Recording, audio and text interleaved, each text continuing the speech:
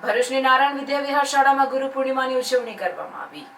આપણી ભારતીય સંસ્કૃતિમાં ગુરુ શિષ્યનો મહિમા રહેલો છે।